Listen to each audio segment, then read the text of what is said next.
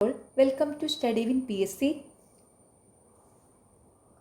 Village field assistant എക്സാമിൻ്റെ റിവിഷനാണ്. Previous ഇയറിലെ GK ആൻഡ് കറണ്ട് അഫയേഴ്സ് സെക്ഷനിൽ വരുന്ന 70 ക്വസ്റ്റ്യൻസും അതിൻ്റെ ഇമ്പോർട്ടൻ്റ് ആയിട്ടുള്ള റിലേറ്റഡ് ഫാക്ട്സും ഇൻക്ലൂഡ് ചെയ്തിട്ടാണ് ഈ ക്ലാസ് ചെയ്തിരിക്കുന്നത്. അപ്പോൾ എല്ലാവരും നന്നായിട്ട് തന്നെ പഠിക്കുക. ഓക്കെ, ഫസ്റ്റ് ക്വസ്റ്റ്യൻ, താഴെ തന്നിട്ടുള്ളവയിൽ തെറ്റായ ജോഡി കണ്ടെത്തുക. ഓപ്ഷൻ ബി, പെറ്റർലു കൂട്ടക്കൊല റഷ്യൻ വിപ്ലവം.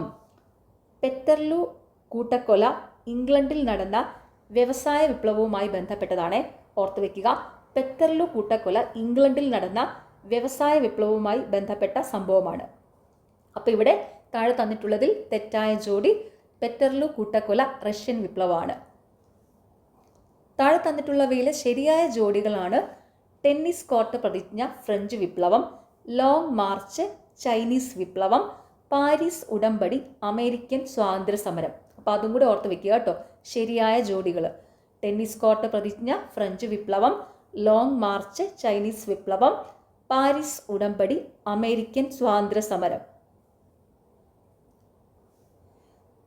ടെന്നീസ് കോർട്ട് പ്രതിജ്ഞ ഫ്രഞ്ച് വിപ്ലവം അത് ഓർത്ത് വെക്കാനൊരു ക്ലൂ പറഞ്ഞുതരാം. ഫ്രഞ്ച് ഓപ്പൺ ടെന്നീസ് എന്ന് ഓർത്താൽ മതി. French open tennis. ഓക്കെ,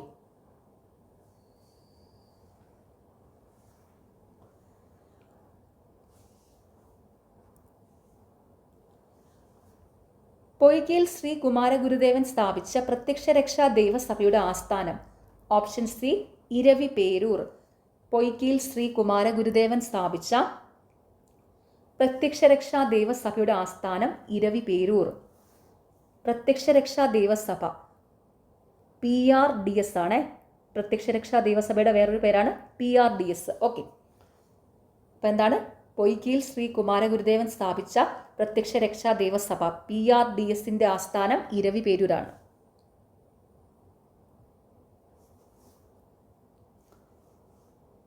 ആയിരത്തി 1947 തൃശ്ശൂരിൽ വെച്ച് നടന്ന ഐക്യ കേരള കൺവെൻഷന്റെ അധ്യക്ഷൻ. Option C, K Kelappan. 1947 തൃശ്ശൂരിൽ വെച്ച് നടന്ന ഐക്യ കേരള കൺവെൻഷന്റെ അധ്യക്ഷൻ K കേളപ്പൻ. K കേളപ്പനാണ് കേരള ഗാന്ധി എന്നറിയപ്പെടുന്നത്. ഓർത്തു വയ്ക്കുക, കേരള ഗാന്ധി എന്നറിയപ്പെടുന്നത് K കേളപ്പനാണ്. ഭാഷാടിസ്ഥാനത്തിൽ സംസ്ഥാനങ്ങളെ പുനഃസംഘടിപ്പിക്കുന്നതിനായി രൂപീകരിച്ച സംസ്ഥാന പുനഃസംഘടനാ കമ്മീഷന്റെ അധ്യക്ഷൻ. Option D, Fazal Ali. ഭാഷാടിസ്ഥാനത്തിൽ സംസ്ഥാനങ്ങളെ പുനഃസംഘടിപ്പിക്കുന്നതിനായി രൂപീകരിച്ച സംസ്ഥാന പുനഃസംഘടനാ കമ്മീഷന്റെ അധ്യക്ഷൻ ഫസൽ അലി. 1953 നിലവിൽ വന്ന സംസ്ഥാന പുനഃസംഘടനാ കമ്മീഷന്റെ അധ്യക്ഷൻ ഫസൽ അലി ആയിരുന്നു. HN കുൻസ്രു, KM പണിക്കർ എന്നിവർ ഇതിലെ അംഗങ്ങളായിരുന്നു കേട്ടോ. ഓർത്തു വെക്കുക, 1953 നിലവിൽ വന്ന സംസ്ഥാന പുനഃസംഘടനാ കമ്മീഷന്റെ അധ്യക്ഷൻ ഫസൽ അലി ആയിരുന്നു. അംഗങ്ങൾ HN കുൻസ്രുവും KM പണിക്കരുമായിരുന്നു. ഓക്കെ, ചേരുംപടി ചേർക്കുക. ഓപ്ഷൻ എ ആണ് ഇവിടെ കറക്റ്റ്. ദേശീയ സമരകാലത്തെ പത്രങ്ങൾ, നേതാക്കൾ: Bengali Surendranath Banerjee, Vande Mataram Lala Lajpat Rai, Amrita Bazar Patrika Sisir Kumar Ghosh, voice of India Dadabhai Naoroji. അപ്പം ദേശീയ സമരകാലത്തെ പത്രങ്ങളും നേതാക്കളും. ശരിയായ ജോഡി എങ്ങനെയാണ് വരുന്നത്?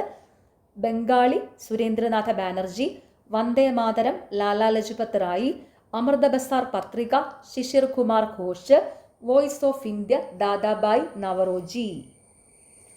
പത്മ പുരസ്കാരങ്ങളുടെ മാതൃകയിൽ കേരള സർക്കാർ ഏർപ്പെടുത്തിയ കേരള പുരസ്കാരങ്ങളിൽ ഉൾപ്പെടാത്തത് ഏത്? Option B, കേരളരത്നം.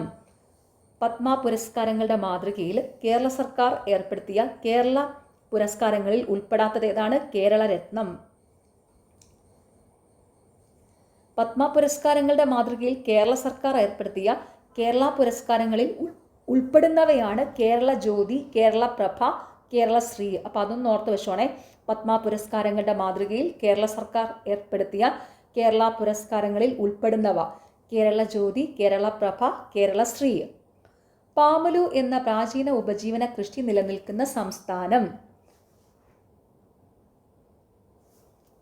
Option A, Manipur. പാമുലു എന്ന പ്രാചീന ഉപജീവന കൃഷി നിലനിൽക്കുന്ന സംസ്ഥാനം മണിപ്പൂർ.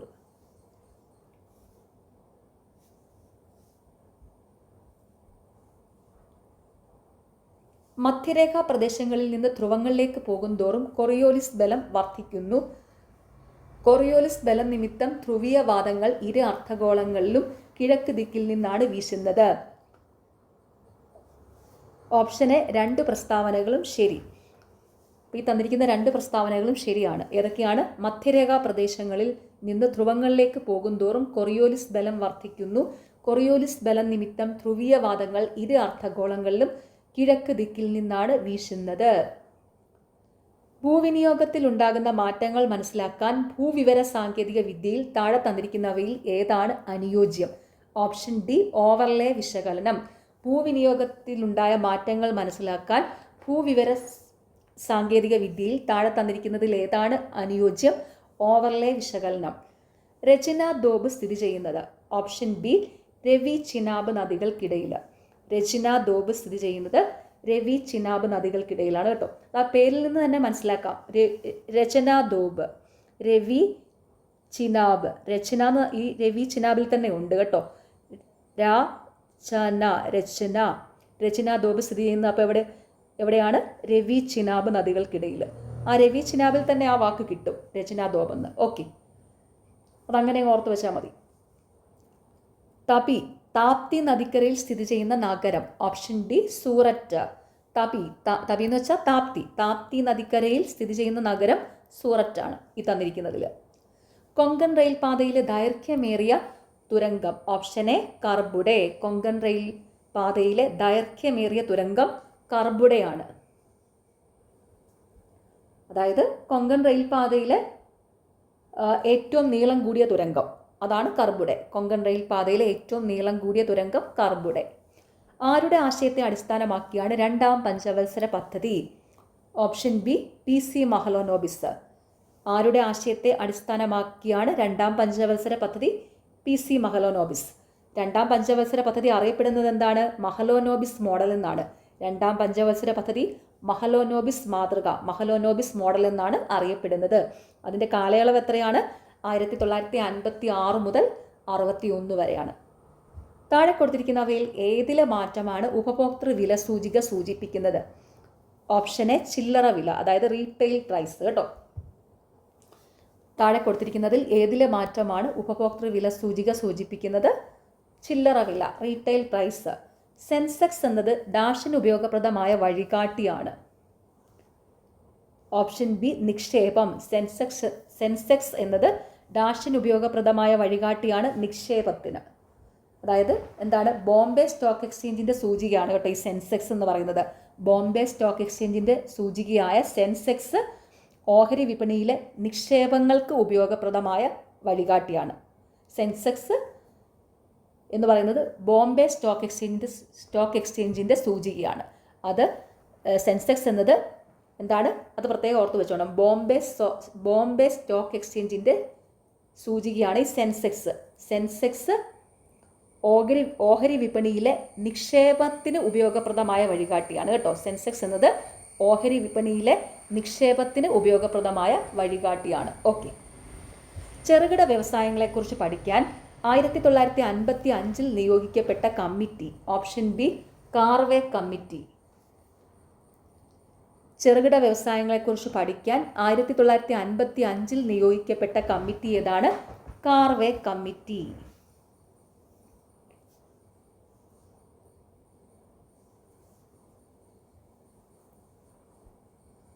WTO സ്ഥാപിതമായ വർഷം? Option A 1995. WTO സ്ഥാപിതമായ വർഷം 1995. WTO എന്ന് വെച്ചാൽ എന്താണ്? വേൾഡ് ട്രേഡ് ഓർഗനൈസേഷൻ, അതായത് ലോക വ്യാപാര സംഘടന. സ്ഥാപിതമായത് 1995 ജാനുവരി 1 കേട്ടോ. ഓക്കെ, ആ മന്തും ഡേറ്റും കൂടി ഒന്ന് ഓർത്ത് വെച്ചു. വേൾഡ് ട്രേഡ് ഓർഗനൈസേഷൻ, അതായത് ലോക വ്യാപാര സംഘടന WTO സ്ഥാപിതമായത് 1995 ജാനുവരി 1. ഇന്ത്യയിൽ പൂർണ്ണ ഡിജിറ്റൽ ബാങ്കിംഗ് സംവിധാനം ഏർപ്പെടുത്തിയ ആദ്യ സംസ്ഥാനം? നമ്മുടെ കേരളം. Option B Keralam. ഇന്ത്യയിൽ പൂർണ്ണ ഡിജിറ്റൽ ബാങ്കിംഗ് സംവിധാനം ഏർപ്പെടുത്തിയ ആദ്യ സംസ്ഥാനം കേരളം. 2023 ഗ്ലോബൽ ഹങ്കർ ഇൻഡെക്സിൽ ഇന്ത്യയുടെ സ്ഥാനം. Option B 111. 2023 ഗ്ലോബൽ ഹങ്കർ ഇൻഡെക്സിൽ ഇന്ത്യയുടെ സ്ഥാനം 111. താഴെ പറയുന്നതിൽ പഞ്ചായത്ത് രാജ് സ്ഥാപനങ്ങളുമായി ബന്ധപ്പെട്ട കമ്മിറ്റികൾ ഏതെല്ലാം? Option A 1, 3, 4. Thungon committee, Balwant Rai Mehta committee, Ashok Mehta committee. താഴെ പറയുന്നതിൽ പഞ്ചായത്ത് രാജ് സ്ഥാപനങ്ങളുമായി ബന്ധപ്പെട്ട കമ്മിറ്റികൾ. Thungon committee, Balwant Rai Mehta committee, Ashok Mehta committee. കാക്ക കലേക്കർ കമ്മിറ്റി എന്ന് പറയുന്നത് പിന്നോക്ക വിഭാഗ കമ്മിറ്റിയാണ് കേട്ടോ. പിന്നോക്ക വിഭാഗ കമ്മിറ്റിയാണ്. കാക്ക കലേക്കർ കമ്മിറ്റി എന്ന് പറയുന്നത് ഒന്നാം പിന്നോക്ക സമുദായ കമ്മീഷനാണ് കേട്ടോ. ഒന്നാം പിന്നോക്ക സമുദായ കമ്മീഷനാണ് കാക്ക കലേക്കർ കമ്മിറ്റി. ഓക്കെ. ഭരണഘടനയിൽ സൈബർ നിയമങ്ങൾ ഉൾപ്പെടുത്തിയിരിക്കുന്നത് ഏത് ലിസ്റ്റിലാണ്? Option C അവശിഷ്ട അധികാരങ്ങളിൽ. ഭരണഘടനയിൽ സൈബർ നിയമങ്ങൾ ഉൾപ്പെടുത്തിയിരിക്കുന്നത് ഏത് ലിസ്റ്റിലാണ്? അവശിഷ്ട അധികാരങ്ങളിൽ, അതായത് റെസിഡുവൽ പവേഴ്സിൽ. അവശിഷ്ട അധികാരങ്ങളിൽ നിയമനിർമ്മാണം നടത്തുവാനുള്ള അധികാരം കേന്ദ്ര പാർലമെൻറ്റിനാണ്. അതൊന്ന് ഓർത്ത് വെച്ചോണം. അവശിഷ്ട അധികാരങ്ങളിൽ, അതായത് റെസിഡുവൽ പവേഴ്സിൽ നിയമനിർമ്മാണം നടത്തുവാനായിട്ട് ഉള്ള അധികാരം കേന്ദ്ര പാർലമെൻറ്റിനാണ് കേട്ടോ. അപ്പോൾ ഇവിടെ എന്താണ്? ഭരണഘടനയിൽ സൈബർ നിയമങ്ങൾ ഉൾപ്പെടുത്തിയിരിക്കുന്നത് ഏത് ലിസ്റ്റിലാണെന്ന്? അവശിഷ്ട അധികാരങ്ങളിൽ. ഇന്ത്യയിൽ രാഷ്ട്രപതിയെ തിരഞ്ഞെടുക്കുന്നത് ആര്? ഓപ്ഷൻ ഡി പാർലമെൻറ്റിലെയും നിയമസഭകളിലെയും തിരഞ്ഞെടുക്കപ്പെട്ട അംഗങ്ങൾ. ഇന്ത്യയിൽ രാഷ്ട്രപതിയെ തിരഞ്ഞെടുക്കുന്നത് ആരാണ്? പാർലമെൻറ്റിലെയും നിയമസഭകളിലെയും തിരഞ്ഞെടുക്കപ്പെട്ട അംഗങ്ങൾ. താഴെ പറയുന്നതിൽ നിയമസഭാ സ്പീക്കറായിട്ടുള്ള വ്യക്തികൾ ആരെല്ലാം? ഓപ്ഷൻ സി 1, 3 ശരി. വക്കം പുരുഷോത്തമൻ, പി ശ്രീരാമകൃഷ്ണൻ. താഴെ പറയുന്നതിൽ നിയമസഭാ സ്പീക്കറായിട്ടുള്ള വ്യക്തികൾ വക്കം പുരുഷോത്തമൻ, പി ശ്രീരാമകൃഷ്ണൻ. കേരളത്തിലെ നിലവിലെ നിയമസഭാ സ്പീക്കർ തിരുവഞ്ചൂർ രാധാകൃഷ്ണനാണ്. ഓർത്തു വയ്ക്കുക. കേരളത്തിലെ നിലവിലെ നിയമസഭാ സ്പീക്കർ തിരുവഞ്ചൂർ രാധാകൃഷ്ണനാണ്. ഓക്കെ. പൗരത്വ നിയമം ഉൾപ്പെടുത്തിയിട്ടുള്ളത് ഭരണഘടനയുടെ ഏത് പാർട്ടിലാണ്? Option B part 2. പൗരത്വ നിയമം ഉൾപ്പെടുത്തിയിട്ടുള്ളത് ഭരണഘടനയുടെ ഏത് പാർട്ടിലാണ്? പാർട്ട് 2, അതായത് ഭാഗം 2. അനുച്ഛേദം 5 മുതൽ 11 വരെയാണ്. അതും കൂടി ഒന്ന് ഓർത്ത് വെച്ചോളൂ. അനുച്ഛേദം ആർട്ടിക്കിൾ 5 മുതൽ 11 വരെയാണ് കേട്ടോ പൗരത്വ നിയമം ഉൾപ്പെടുന്നത്. ഓക്കെ. താഴെ പറയുന്നവയിൽ രാജ്യസഭയെ സംബന്ധിച്ച് ശരിയായ പ്രസ്താവനകൾ ഏത്? ഓപ്ഷൻ സി 1 തെറ്റ്, 2, 3 ശരി. അപ്പോൾ രാജ്യസഭയെ സംബന്ധിച്ചുള്ള ശരിയായ പ്രസ്താവനകൾ: കേരളത്തിൽ നിന്ന് 9 പേരെ തിരഞ്ഞെടുക്കുന്നു. കേരളത്തിൽ നിന്നും കായിക മേഖലയിൽ നാമനിർദ്ദേശം ചെയ്യപ്പെട്ട ആദ്യ വനിതയാണ് PT ഉഷ. താഴെ പറയുന്നതിൽ രാജ്യസഭയെ സംബന്ധിച്ച ശരിയായ പ്രസ്താവനകൾ: കേരളത്തിൽ നിന്ന് 9 പേരെ തിരഞ്ഞെടുക്കുന്നു. കേരളത്തിൽ നിന്ന് കായിക മേഖലയിൽ നാമനിർദ്ദേശം ചെയ്യപ്പെട്ട ആദ്യ വനിതയാണ് PT ഉഷ. രാജ്യസഭാ അംഗങ്ങളെ തിരഞ്ഞെടുക്കുന്നത് 6 വർഷത്തേക്കാണ്. ഓർത്ത് വെച്ചോണം. രാജ്യസഭാ അംഗങ്ങളെ തിരഞ്ഞെടുക്കുന്നത് 6 വർഷത്തേക്കാണ്.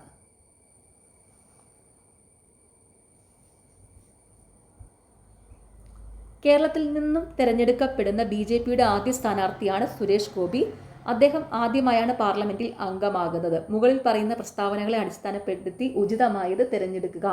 ഓപ്ഷൻ ഡി 2ഉം തെറ്റാണ്. തന്നിരിക്കുന്ന 2 പ്രസ്താവനകളും തെറ്റാണ്. പൊതുഭരണവുമായി ബന്ധപ്പെട്ട് ചുവടെ ചേർക്കുന്നവയിൽ ശരിയായ പ്രസ്താവന ഏത്? Option C 1ഉം 3ഉം. പൊതുഭരണവുമായി ബന്ധപ്പെട്ടുള്ള ശരിയായ പ്രസ്താവനകൾ: പൊതുഭരണം എന്നാൽ ഗവൺമെൻറ് ഭരണത്തെ സംബന്ധിക്കുന്നതാണ്. ജനക്ഷേമം മുൻനിർത്തിയാണ് പൊതുഭരണ സംവിധാനം പ്രവർത്തിക്കുന്നത്. അപ്പോൾ പൊതുഭരണവുമായി ബന്ധപ്പെട്ടുള്ള ശരിയായ പ്രസ്താവനകൾ: പൊതുഭരണം എന്നാൽ ഗവൺമെൻറ് ഭരണത്തെ സംബന്ധിക്കുന്നതാണ്. ജനക്ഷേമം മുൻനിർത്തിയാണ് പൊതുഭരണ സംവിധാനം പ്രവർത്തിക്കുന്നത്.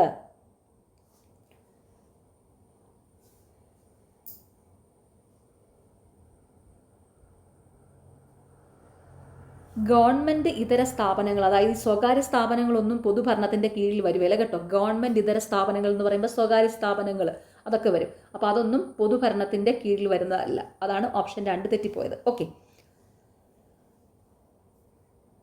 സംസ്ഥാന സർവീസുമായി ബന്ധപ്പെട്ട് ശരിയായ പ്രസ്താവന ഏത്? Option A all of the above 1, 2 and 3. തന്നിരിക്കുന്ന 3 പ്രസ്താവനകളും ശരിയാണ് കേട്ടോ. സംസ്ഥാന സർവീസുമായി ബന്ധപ്പെട്ട ശരിയായ പ്രസ്താവനകൾ. സെയിൽ ടാക്സ് ഓഫീസർ സംസ്ഥാന സർവീസിന്റെ ഭാഗമാണ്. സംസ്ഥാന തലത്തിൽ തിരഞ്ഞെടുക്കപ്പെടുന്നു. സംസ്ഥാന ഗവൺമെന്റിന് കീഴിൽ വരുന്ന വകുപ്പുകളിൽ നിയമിക്കപ്പെടുന്നു. സംസ്ഥാന സർവീസുമായി ബന്ധപ്പെട്ട ശരിയായ പ്രസ്താവനകൾ. സെയിൽ ടാക്സ് ഓഫീസർ സംസ്ഥാന സർവീസിന്റെ ഭാഗമാണ്. സംസ്ഥാന തലത്തിൽ തിരഞ്ഞെടുക്കപ്പെടുന്നു. സംസ്ഥാന ഗവൺമെന്റിന് കീഴിൽ വരുന്ന വകുപ്പുകളിൽ നിയമിക്കപ്പെടുന്നു. സംസ്ഥാന വിജിലൻസ് കമ്മീഷനുമായി ബന്ധപ്പെട്ട് ശരിയായ പ്രസ്താവന ഏത്? Option B only 1 and 3. സംസ്ഥാന വിജിലൻസ് കമ്മീഷനുമായി ബന്ധപ്പെട്ടുള്ള ശരിയായ പ്രസ്താവനകൾ. സംസ്ഥാന ഗവൺമെന്റ് ഓഫീസുകളിലെ അഴിമതിയെക്കുറിച്ച് അന്വേഷിക്കുന്നു. വിജിലൻസ് കമ്മീഷന്റെ തലവൻ വിജിലൻസ് കമ്മീഷണറാണ്. അപ്പോൾ സംസ്ഥാന വിജിലൻസ് കമ്മീഷനുമായി ബന്ധപ്പെട്ടുള്ള ശരിയായ പ്രസ്താവനകൾ. സംസ്ഥാന ഗവൺമെന്റ് ഓഫീസുകളിലെ അഴിമതിയെക്കുറിച്ച് അന്വേഷിക്കുന്നു. വിജിലൻസ് കമ്മീഷന്റെ തലവൻ വിജിലൻസ് കമ്മീഷണറാണ്. വിജിലൻസ് കേസുകളിൽ തീർപ്പ് കൽപ്പിക്കുന്നത് വിജിലൻസ് കോടതികളാണ് കേട്ടോ. വിജിലൻസ് കോടതികളാണ് വിജിലൻസ് കേസുകളിൽ തീർപ്പ് കൽപ്പിക്കുന്നത്, ഹൈക്കോടതി അല്ല. അപ്പോൾ അതൊന്ന് നോട്ട് ചെയ്ത് വെക്കുക. ഓക്കെ. കേന്ദ്ര സർവീസുമായി ബന്ധപ്പെട്ട് ചുവടെ ചേർക്കുന്നവയിൽ ശരിയായ പ്രസ്താവന ഏത്? Option D only 2 and 3. കേന്ദ്ര സർവീസുമായി ബന്ധപ്പെട്ടുള്ള ശരിയായ പ്രസ്താവനകൾ. കേന്ദ്ര ഗവൺമെന്റിന് മാത്രം അധികാരമുള്ള ഭരണവകുപ്പുകളിൽ നിയമിക്കപ്പെടുന്നു. ഇന്ത്യൻ റെയിൽവേ സർവീസ് ഒരു ഉദാഹരണമാണ്. അപ്പോൾ കേന്ദ്ര സർവീസുമായി ബന്ധപ്പെട്ട ശരിയായ പ്രസ്താവനകൾ എന്തൊക്കെയാണ്? കേന്ദ്ര ഗവൺമെന്റിന് മാത്രം അധികാരമുള്ള ഭരണവകുപ്പുകളിൽ നിയമിക്കപ്പെടുന്നു. ഇന്ത്യൻ റെയിൽവേ സർവീസ് ഒരു ഉദാഹരണമാണ്. ഇന്ത്യൻ പോലീസ് സർവീസ് എന്ന് പറയുന്നത് ഓൾ ഇന്ത്യ സർവീസിലാണ് വിടുന്നത്. ഇന്ത്യൻ പോലീസ് സർവീസ് IPS എന്ന് പറയുമ്പോൾ എന്താ? അതൊരു ഓൾ ഇന്ത്യ സർവീസാണ് കേട്ടോ. ഓൾ ഇന്ത്യ സർവീസാണ്. നമുക്ക് തന്നെ അറിയാമല്ലോ, IPSമാരെ നമ്മുടെ ഇന്ത്യയിൽ എവിടെ നിയമിക്കപ്പെടുകയല്ലേ?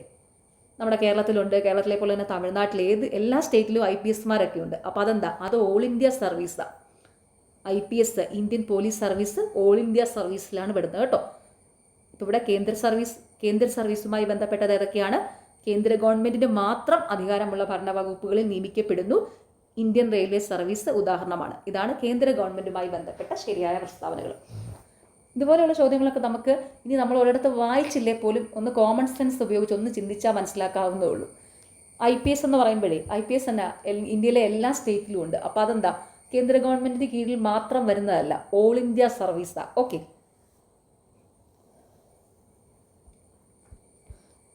ഇനിയിപ്പോൾ നമ്മൾ ബുക്സിലോ ടെക്സ്റ്റ് ബുക്കിലോ അല്ലെങ്കിൽ റാങ്ക് ഫയലിലോ ഒന്നും വായിക്കാത്ത ചോദ്യമാണെങ്കിൽ പോലും ചിലതൊക്കെ നമ്മൾ വെറുതെ ഒന്ന് ചിന്തിച്ചാൽ മനസ്സിലാക്കാൻ പറ്റും അതിൻ്റെ ഉത്തരം എന്നാന്നേ. അപ്പോൾ നിങ്ങളെല്ലാം ഒന്നും സ്കിപ്പ് ചെയ്ത് പോകില്ല. അയ്യോ ഞാൻ പഠിച്ചിട്ടില്ല വായിച്ചിട്ടില്ല എന്ന് വിചാരിച്ച് സ്കിപ്പ് ചെയ്ത് പോകരുത്. ഒന്ന് ആലോചിച്ച് കറക്റ്റ് ഉത്തരം കണ്ടുപിടിക്കുക. Okay.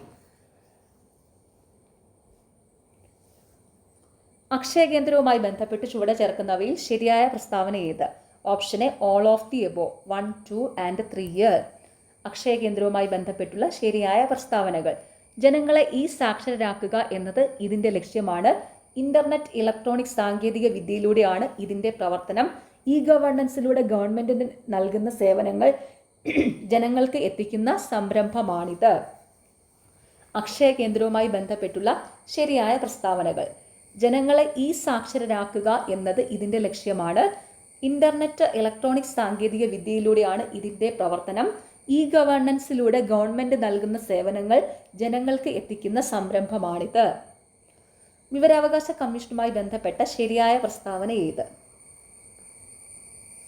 Option A only 2 and 3. വിവരാവകാശ കമ്മീഷനുമായി ബന്ധപ്പെട്ട ശരിയായ പ്രസ്താവനകൾ. കേന്ദ്ര തലത്തിലും സംസ്ഥാന തലത്തിലും വിവരാവകാശ കമ്മീഷന് രൂപം നൽകിയിട്ടുണ്ട്. വിവരാവകാശ കമ്മീഷണറാണ് കമ്മീഷന്റെ അധിപൻ. വിവരാവകാശ കമ്മീഷനുമായി ബന്ധപ്പെട്ട ശരിയായ പ്രസ്താവനകൾ. കേന്ദ്ര തലത്തിലും സംസ്ഥാന തലത്തിലും വിവരാവകാശ കമ്മീഷന് രൂപം നൽകിയിട്ടുണ്ട്. മുഖ്യ വിവരാവകാശ കമ്മീഷണറാണ് കമ്മീഷന്റെ അധിപൻ. ഇപ്പോൾ കേരളത്തിലെ മുഖ്യ വിവരാവകാശ കമ്മീഷണർ വി ഹരിനായരാണ്. കേന്ദ്രത്തിലെ മുഖ്യ വിവരാവകാശ കമ്മീഷണർ രാജ്കുമാർ ഗോയലാണ്. അതും കൂടി ഒന്ന് ഓർത്ത് വെച്ചോണം. കേരളത്തിലെ മുഖ്യ വിവരാവകാശ കമ്മീഷണർ വി ഹരിനായരാണ്. കേന്ദ്രത്തിലെ മുഖ്യ വിവരാവകാശ കമ്മീഷണർ രാജ്കുമാർ ഗോയലാണ്. ഓക്കെ. ചുവടെ ചേർക്കുന്നവയിൽ ശരിയായ പ്രസ്താവന ഏത്? Option C all of the above. ശരിയായ പ്രസ്താവനകൾ. ദേശീയ തലത്തിൽ അഴിമതി തടയുന്നതിനായി രൂപം നൽകിയ സ്ഥാപനമാണ് ലോക്പാല്. സംസ്ഥാന തലത്തിൽ അഴിമതി കേസുകൾ പരിശോധിക്കുന്നതിന് രൂപം നൽകിയ സ്ഥാപനമാണ് ലോകായുക്ത. ഭരണതലത്തിലും ഉദ്യോഗസ്ഥ തലത്തിലും രാഷ്ട്രീയ തലത്തിലുമുള്ള അഴിമതി തടയുകയാണ് ഇവയുടെ ധർമ്മം. അപ്പോൾ ചുവടെ ചേർക്കുന്നതിലെ ശരിയായ പ്രസ്താവനകൾ: ദേശീയ തലത്തിൽ അഴിമതി തടയുന്നതിനായി രൂപം നൽകിയ സ്ഥാപനമാണ് ലോക്പാല്. സംസ്ഥാന തലത്തിൽ അഴിമതി കേസുകൾ പരിശോധിക്കുന്നതിന് രൂപം നൽകിയ സ്ഥാപനമാണ് ലോകായുക്ത. ഭരണതലത്തിലും ഉദ്യോഗസ്ഥ തലത്തിലും രാഷ്ട്രീയ തലത്തിലുമുള്ള അഴിമതികൾ തടയുകയാണ് ഇവയുടെ പ്രധാന ധർമ്മം. അപ്പോൾ ലോകായുക്ത, ലോക്പാല്, അതൊക്കെ ഒന്ന് പ്രത്യേകം നോട്ട് ചെയ്ത് വെച്ചോണേ. ഓക്കെ. ശരീരത്തിൻ്റെ സന്തുലിതാവസ്ഥ നിലനിർത്തുകയും പേശികളുടെ ചലനങ്ങളെ ഏകോപിപ്പിക്കുകയും ചെയ്യുന്ന മസ്തിഷ്കത്തിൻ്റെ ഭാഗം ഏതാണ്? Option B cerebellum. ശരീരത്തിൻ്റെ സന്തുലിതാവസ്ഥ നിലനിർത്തുകയും പേശികളുടെ ചലനങ്ങളെ ഏകോപിപ്പിക്കുകയും ചെയ്യുന്ന മസ്തിഷ്കത്തിൻ്റെ ഭാഗം ഏതാണ്? സെറിബെല്ലം. വൈഡൽ ടെസ്റ്റ് ഏത് രോഗനിർണയവുമായി ബന്ധപ്പെട്ടിരിക്കുന്നു? Option D typhoid. Widal test ഏത് രോഗനിർണയവുമായി ബന്ധപ്പെട്ടിരിക്കുന്നു? ടൈഫോയിഡ്. ശരീരത്തിന് ആവശ്യമായ ഊർജത്തിൻ്റെ പ്രാഥമിക ഉറവിടം ഏതാണ്? Option A carbohydrate. ശരീരത്തിന് ആവശ്യമായ ഊർജത്തിൻ്റെ പ്രാഥമിക ഉറവിടം ഏതാണ്? കാർബോഹൈഡ്രേറ്റ്. ഇൻസുലിൻ ഹോർമോണുമായി ബന്ധപ്പെട്ട് താഴെ കൊടുത്തിരിക്കുന്ന പ്രസ്താവനകളിൽ ശരിയായത് ഏതെല്ലാമാണ്? ഓപ്ഷൻ ബി 1, 3 മാത്രം. ഇൻസുലിൻ ഹോർമോണുമായി ബന്ധപ്പെട്ട ശരിയായ പ്രസ്താവനകൾ: ഇൻസുലിൻ പാൻക്രിയാസിലെ ബീറ്റ കോശങ്ങളാണ് സ്രവിക്കുന്നത്. ഇൻസുലിൻ്റെ അഭാവം പ്രമേഹത്തിന് കാരണമാകുന്നു. ഇൻസുലിൻ ഹോർമോണുമായി ബന്ധപ്പെട്ടുള്ള ശരിയായ പ്രസ്താവനകൾ: ഇൻസുലിൻ പാൻക്രിയാസിലെ ബീറ്റ കോശങ്ങളാണ് സ്രവിക്കുന്നത്. ഇൻസുലിൻ്റെ അഭാവം പ്രമേഹത്തിന് കാരണമാകുന്നു. ഇൻസുലിൻ കരളിൽ സംഭരിച്ചിരിക്കുന്ന ഗ്ലൂക്കോസിനെ ഗ്ലൈക്കോജനാക്കി മാറ്റുകയാണ് ചെയ്യുന്നത്. അപ്പോൾ രണ്ടാമത്തെ പ്രസ്താവന തിരിഞ്ഞു വരും കേട്ടോ, അങ്ങനെയാണ് കറക്റ്റ് ചെയ്ത് വരുന്നത് കേട്ടോ. ഇൻസുലിൻ കരളിൽ സംഭരിച്ചിരിക്കുന്ന ഗ്ലൂക്കോസിനെ ഗ്ലൈക്കോജനാക്കി മാറ്റുകയാണ് ചെയ്യുന്നത്. ഓക്കെ, അതൊന്ന് നോട്ട് ചെയ്ത് വെച്ചോണേ. താഴെ തന്നിരിക്കുന്നതിൽ ഹരിതഗൃഹ വാതകങ്ങളിൽ ഉൾപ്പെടാത്ത വാതകം? Option B oxygen. താഴെ തന്നിരിക്കുന്നതിൽ ഹരിതഗൃഹ വാതകങ്ങളിൽ ഉൾപ്പെടാത്ത വാതകം ഓക്സിജൻ ആണ്. താഴെ തന്നിരിക്കുന്നതിൽ ഹരിതഗൃഹ വാതകങ്ങളിൽ ഉൾപ്പെടുന്ന വാതകങ്ങളാണ് carbon dioxide, methyl, nitrous oxide. താഴെ തന്നിരിക്കുന്നതിൽ ഹരിതഗൃഹ വാതകങ്ങളിൽ ഉൾപ്പെടുന്ന വാതകങ്ങൾ: carbon dioxide, methyl, nitrous oxide. ജീവകങ്ങളും അവയുടെ അപര്യാപ്തത രോഗങ്ങളും തന്നിരിക്കുന്നതിൽ തെറ്റായ ജോഡി ഏത്? Option B B1 pellagra. പെല്ലഗ്രയ്ക്ക് കാരണം ജീവകം B3 ആണ്. ജീവകം B3 അതിൻ്റെ വേറൊരു പേരാണ് നിയാസിൻ കേട്ടോ. നിയാസിൻ. പെല്ലഗ്രയ്ക്ക് കാരണം ജീവകം B3 ആണ്. B3 എന്ന് പറയുന്നത് തന്നെയാണ് നിയാസിൻ. B3യുടെ വേറൊരു പേരാണ് ഈ നിയാസിൻ കേട്ടോ. ഓർത്ത് വെക്കുക. ഏത് ജീവകത്തിൻ്റെ അപര്യാപ്തത മൂലമാണ് പെല്ലഗ്ര ഉണ്ടാകുന്നത്? ജീവകം B3 അതായത് നിയാസിൻ്റെ. ജീവകം B1ൻ്റെ അപര്യാപ്തത മൂലം ഉണ്ടാകുന്ന പ്രധാനപ്പെട്ട രോഗമാണ് ബെറിബെറി കേട്ടോ. ഈ ജീവകം B1 അതിൻ്റെ വേറൊരു പേരാണ് തയാമിൻ. ജീവകം B1ൻ്റെ വേറൊരു പേരാണ് തയാമിൻ. തയാമിൻ്റെ കുറവ് മൂലം ഉണ്ടാകുന്ന രോഗമാണ് എന്ത്? ബെറിബെറി. ബെറിബെറി ഇതൊക്കെ PSC എപ്പോഴും ചോദിക്കുന്നതാണേ. ബെറിബെറി. ഓക്കെ, അപ്പോൾ എന്താണ്? ജീവകം B1 തയാമിൻ്റെ കുറവ് മൂലം ഉണ്ടാകുന്ന രോഗമാണെന്ത്? ബെറിബെറി.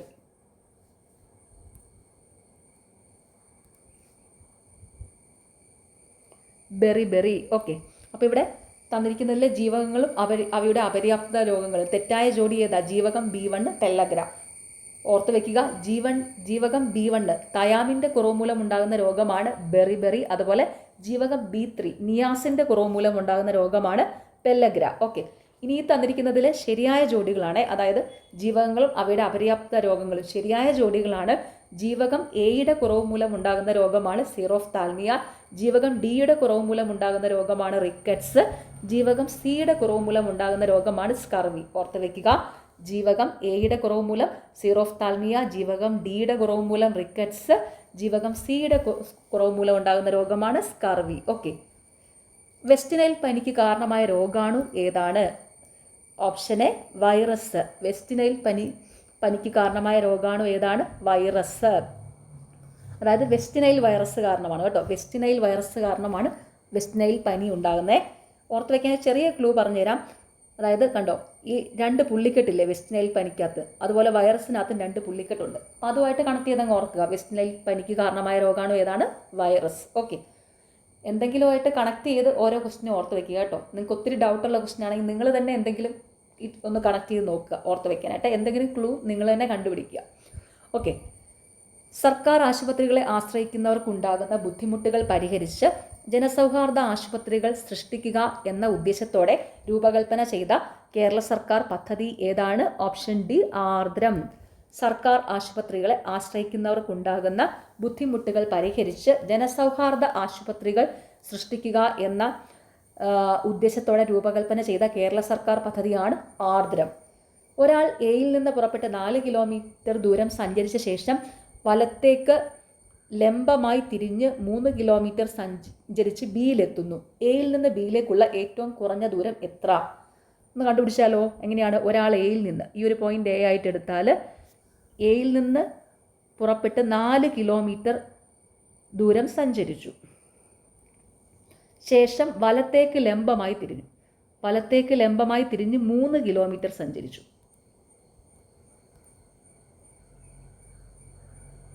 എന്നിട്ട് ബിയിലെത്തി. അപ്പോൾ എയിൽ നിന്ന് ബിയിലേക്കുള്ള ഏറ്റവും കുറഞ്ഞ ദൂരം എന്താണ്? ഈ ഡിസ്റ്റൻസ് ആയിരിക്കും അല്ലേ? അപ്പോൾ ഇതെന്താണ്? ഒരു റൈറ്റ് ആംഗിൾഡ് ട്രയാങ്കിൾ ആണ്. ഒരു റൈറ്റ് ആംഗിൾ ട്രയാങ്കിളിൽ ഇത് എയും ഇത് ബിയും ഇത് സിയും ആയിട്ട് എടുത്താൽ സി എങ്ങനെ വരും? C is equal to √(a² + b² ആയിരിക്കും. അപ്പോൾ ഇവിടെ എന്താണ്? √4² + 3² അപ്പോൾ എന്ത് വരും? √16 + 9 √25 എന്താണ്? 5. അപ്പോൾ ഏറ്റവും എയിൽ നിന്ന് ബിയിലേക്കുള്ള ഏറ്റവും കുറഞ്ഞ ദൂരം എത്രയാണ്? 5 കിലോമീറ്റർ ആണ്. Answer option C.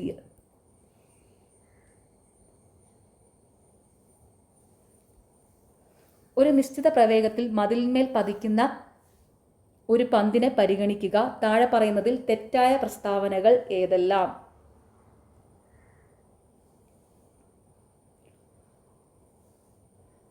Option C 1ഉം 2ഉം.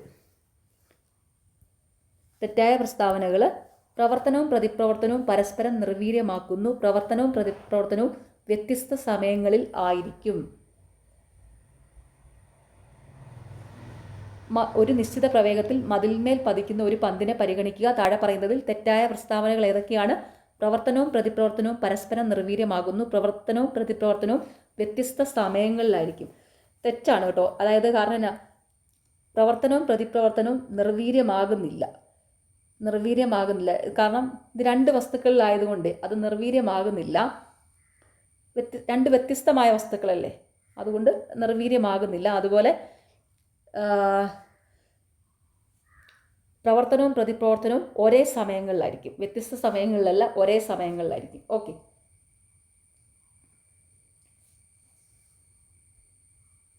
ഇനി ഒരു നിശ്ചിത പ്രവേഗത്തിൽ മതിലിന്മേൽ പതിക്കുന്ന ഒരു പന്തിനെ പരിഗണിച്ചാൽ ശരിയായ പ്രസ്താവനയാണ് തന്നിരിക്കുന്നതിലെ സ്റ്റേറ്റ്മെന്റ് 3. അതായത് പ്രവർത്തനവും പ്രതിപ്രവർത്തനവും തുല്യവും വിപരീതവുമായിരിക്കും. ഓക്കെ,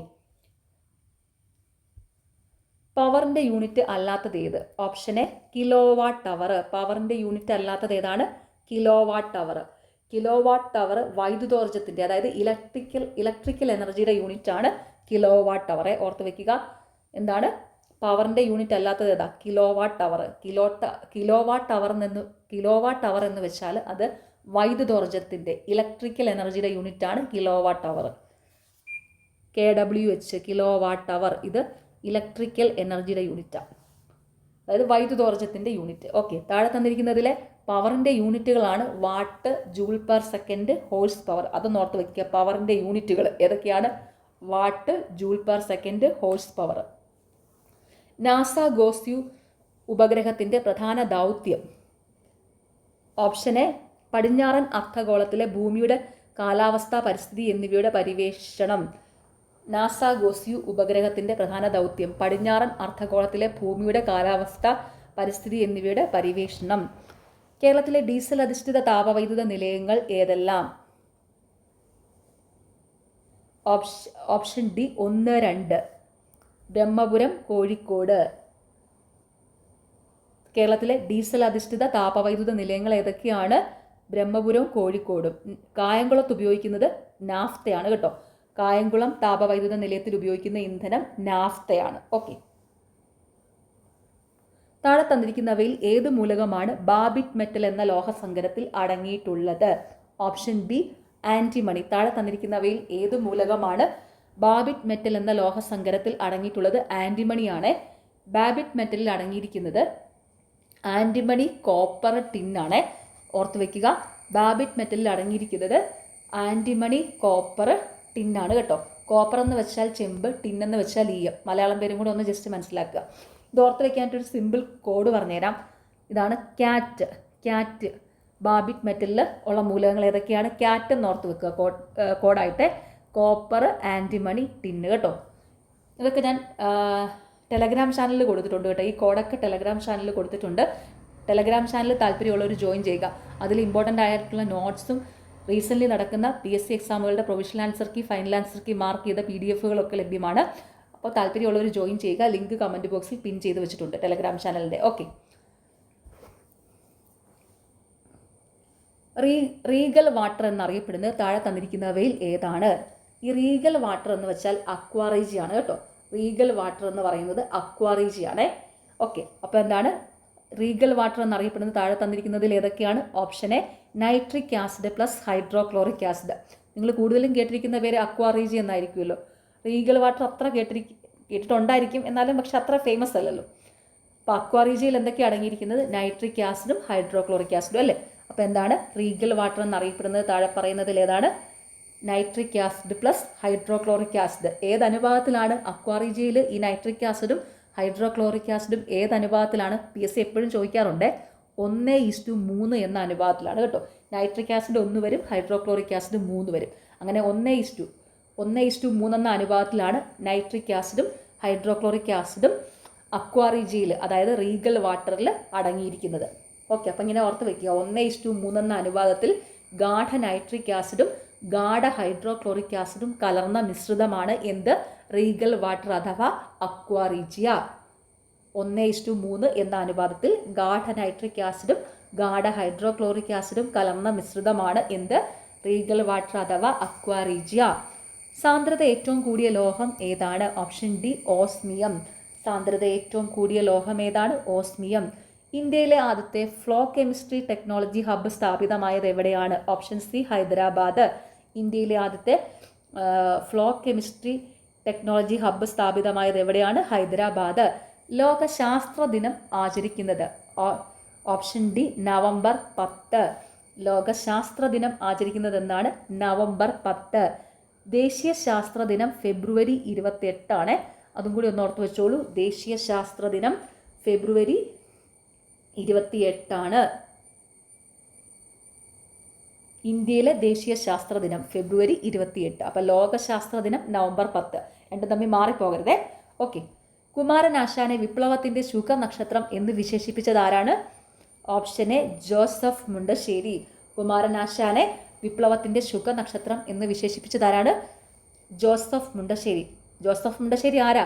കേരളത്തിലെ ആദ്യത്തെ വിദ്യാഭ്യാസ മന്ത്രിയാണ് ജോസഫ് മുണ്ടശ്ശേരി. ഈ ജോസഫ് മുണ്ടശ്ശേരിയാണ് കുമാരനാശാനെ വിപ്ലവത്തിൻ്റെ ശുഖനക്ഷത്രം എന്ന് വിശേഷിപ്പിച്ചത്. കുഴിവെട്ടി മൂടുക വേദനകൾ കുതികൊള്ളുക ശക്തിയിലേക്ക് നമ്മൾ. ഈ വരികൾ ആര് എഴുതിയതാണ്? Option D Edassery. കുഴിവെട്ടി മൂടുക വേദനകൾ കുതികൊള്ളുക ശക്തിയിലേക്ക് നമ്മൾ. ഈ വരികൾ ആരെഴുതിയതാണ്? ഇടശ്ശേരി. ഇടശ്ശേരി ഗോവിന്ദൻ നായർ കേട്ടോ. ഇന്ത്യൻ ഫുട്ബോൾ ടീമിന് വേണ്ടി ഏറ്റവും കൂടുതൽ മത്സരങ്ങൾ കളിച്ച കളിക്കാരൻ ആരാണ്? Option B Sunil Chhetri. Indian football ടീമിന് വേണ്ടി ഏറ്റവും കൂടുതൽ മത്സരങ്ങൾ കളിച്ച കളിക്കാരൻ ആരാണ്? സുനിൽ ഛേത്രി. ഫുട്ബോൾ എന്ന് പറയുമ്പോൾ തന്നെ നമുക്ക് പലർക്കും എന്താ സുനിൽ ഛേത്രീനെ ഓർമ്മ വരും അല്ലേ? ഓക്കെ. ലക്ഷണയുക്തമായ ആദ്യത്തെ മലയാള നോവൽ ഏതാണ്? Option C Indulekha. ലക്ഷണയുക്തമായ ആദ്യത്തെ മലയാള നോവൽ ഏതാണ്? ഇന്ദുലേഖ. മലയാളത്തിലെ ആദ്യത്തെ നോവൽ കുന്തലതയാണ്. അതും കൂടി ഒന്ന് ഓർത്ത് വെച്ചോളൂ. മലയാളത്തിലെ ആദ്യത്തെ നോവൽ കുന്തലതയാണ്, എന്നാലും ലക്ഷണയുക്തമായ ആദ്യത്തെ മലയാള നോവൽ അത് ഇന്ദുലേഖയാണ്. ഓർത്ത് വയ്ക്കുക, ലക്ഷണയുക്തമായ ആദ്യത്തെ മലയാള നോവൽ ഇന്ദുലേഖ. മലയാളത്തിലെ ആദ്യ നോവൽ കുന്തലത. ഓക്കെ. രണ്ടും തമ്മിൽ മാറിപ്പോകരുത്. 2023 എഴുത്തച്ഛൻ പുരസ്കാരം നേടിയത് ആര്? Option B SK Vasanthan. 2023 Ezhuthachan പുരസ്കാരം നേടിയത് ആരാണ്? SK വസന്തൻ. 2024 എഴുത്തച്ഛൻ പുരസ്കാരം നേടിയത് NS മാധവനാണ്. ഓർത്തു വെക്കുക, 2024 എഴുത്തച്ഛൻ പുരസ്കാരം നേടിയിരിക്കുന്നത് NS മാധവനാണ്. 2025 എഴുത്തച്ഛൻ പുരസ്കാരം നേടിയിരിക്കുന്നത് KG ശങ്കരപിള്ള. 2025 എഴുത്തച്ഛൻ പുരസ്കാരം നേടിയിരിക്കുന്നത് KG ശങ്കരപിള്ള. ലേറ്റസ്റ്റ് ആയിട്ടുള്ള ആരാ? KG ശങ്കരപിള്ളയാണ് കേട്ടോ 2025 എഴുത്തച്ഛൻ പുരസ്കാര ജേതാവ്.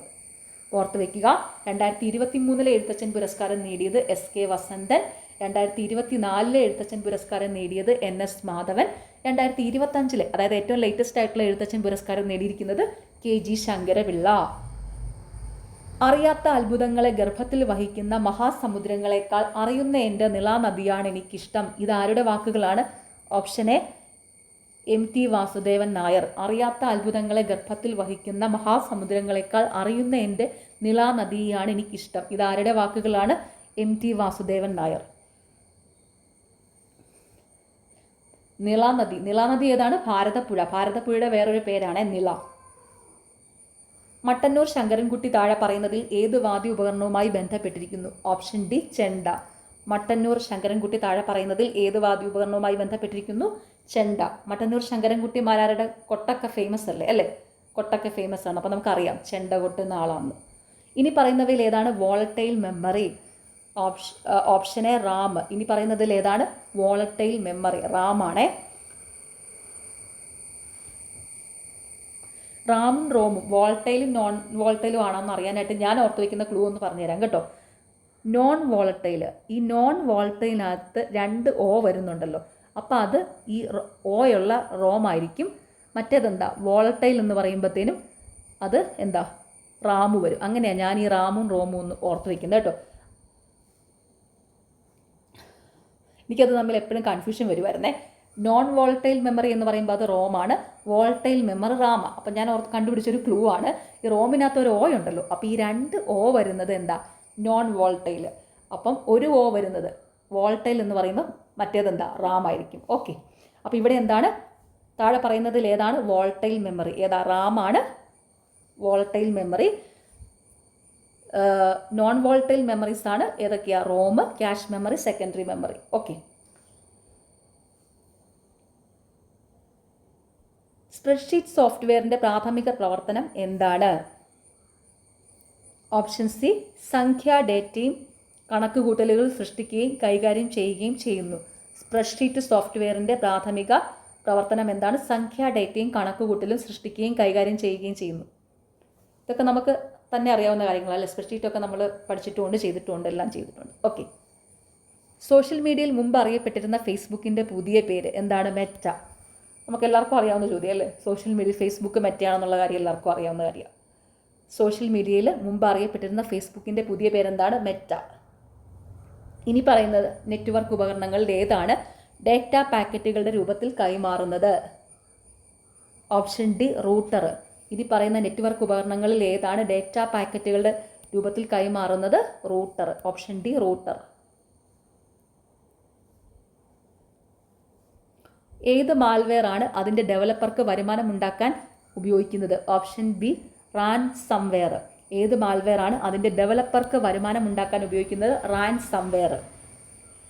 ഗാർഹിക പീഡന നിയമപ്രകാരം താഴെ പറയുന്ന പ്രസ്താവനകളിൽ ശരിയല്ലാത്തത് ഏതാണ്? Option A 1. ശരിയല്ലാത്ത പ്രസ്താവന മകൾക്ക് രണ്ടാനമ്മയ്ക്കെതിരെ പീഡനത്തിന് കേസ് കൊടുക്കാവുന്നതാണ്. അതായത്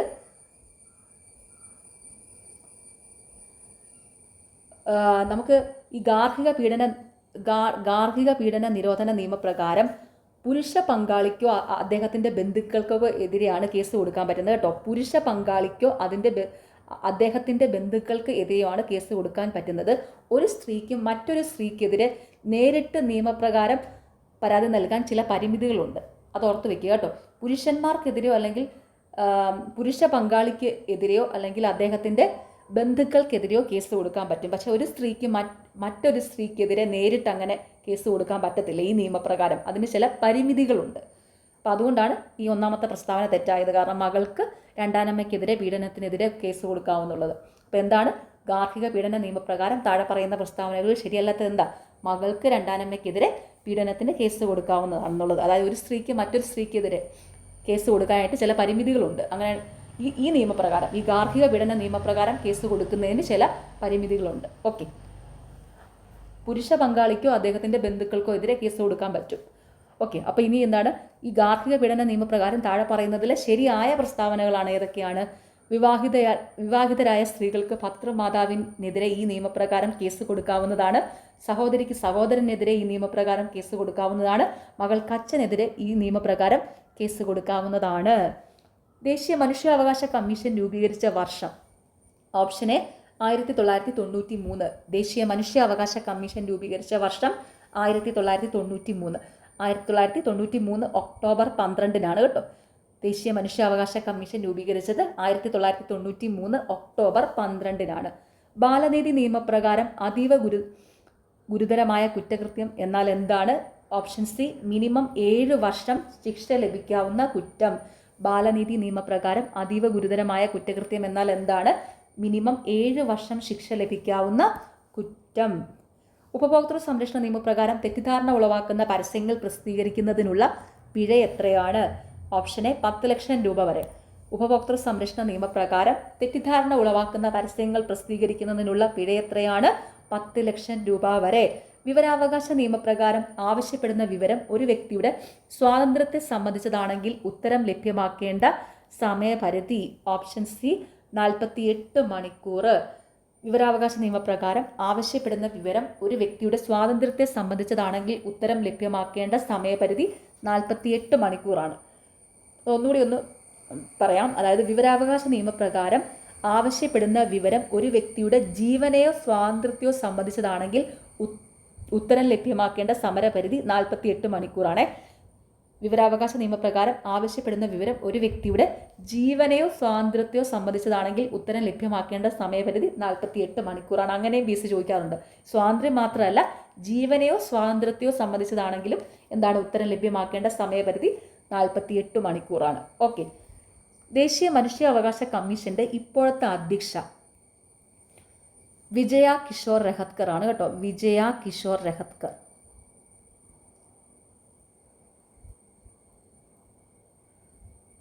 ദേശീയ വനിതാ കമ്മീഷന്റെ ഇപ്പോഴത്തെ അധ്യക്ഷ വിജയ കിഷോർ രഹത്കർ. ദേശീയ വനിതാ കമ്മീഷന്റെ ഇപ്പോഴത്തെ അധ്യക്ഷ വിജയ കിഷോർ രഹത്കർ. കേരളത്തിലെ ഇപ്പോഴത്തെ വനിതാ കമ്മീഷൻ അധ്യക്ഷ P. സതീദേവിയാണ്. ഓർത്ത് വെക്കുക, കേരളത്തിലെ ഇപ്പോഴത്തെ വനിതാ കമ്മീഷൻ അധ്യക്ഷ P. സതീദേവിയാണ്. Okay, last question. വിവാഹ സമാനമായ ബന്ധത്തിൽ കഴിയുന്ന സ്ത്രീകൾക്ക് പുരുഷ പങ്കാളിയുടെ വീട്ടിൽ താമസിക്കുന്നതിനുള്ള അവകാശം ഉറപ്പുവരുത്തുന്ന നിയമം? ഓപ്ഷൻ ഡി, ഗാർഹിക പീഡന നിയമം. വിവാഹ സമാനമായ ബന്ധത്തിൽ കഴിയുന്ന സ്ത്രീകൾക്ക് പുരുഷ പങ്കാളിയുടെ വീട്ടിൽ താമസിക്കുന്നതിനുള്ള അവകാശം ഉറപ്പുവരുത്തുന്ന നിയമം ഗാർഹിക പീഡന നിയമം. ഓക്കെ, അപ്പോൾ എല്ലാവരും നന്നായിട്ട് തന്നെ പഠിക്കുക. നിങ്ങൾക്ക് ഈ ചാനൽ ഇഷ്ടപ്പെടുന്നുണ്ടെങ്കിൽ സബ്സ്ക്രൈബ് ചെയ്യുക, സപ്പോർട്ട് ചെയ്യുക, ഷെയർ ചെയ്യുക. പിന്നെ ഈ വീഡിയോയുടെ താഴെ കാണുന്ന ഹൈപ്പ് എന്നുള്ളൊരു ഓപ്ഷൻ ഉണ്ട്, അതും കൂടി ഒന്ന് ക്ലിക്ക് ചെയ്ത് സപ്പോർട്ട് ചെയ്യുക. താല്പര്യമുള്ളവർ study win PSI Telegram channel join ചെയ്യുക. ലിങ്ക് കമൻറ്റ് ബോക്സിൽ പിൻ ചെയ്ത് വെച്ചിട്ടുണ്ട്. ടെലഗ്രാം ചാനലിൽ ഇമ്പോർട്ടൻ്റ് ആയിട്ടുള്ള നോട്ട്സ്, റീസെൻ്റ്ലി നടക്കുന്ന PSI പരീക്ഷകളുടെ provisional answer KEAM, final answer KEAM mark ചെയ്ത PDF അവൈലബിൾ ആണ്. ഓക്കെ, അപ്പോൾ എല്ലാവർക്കും താങ്ക്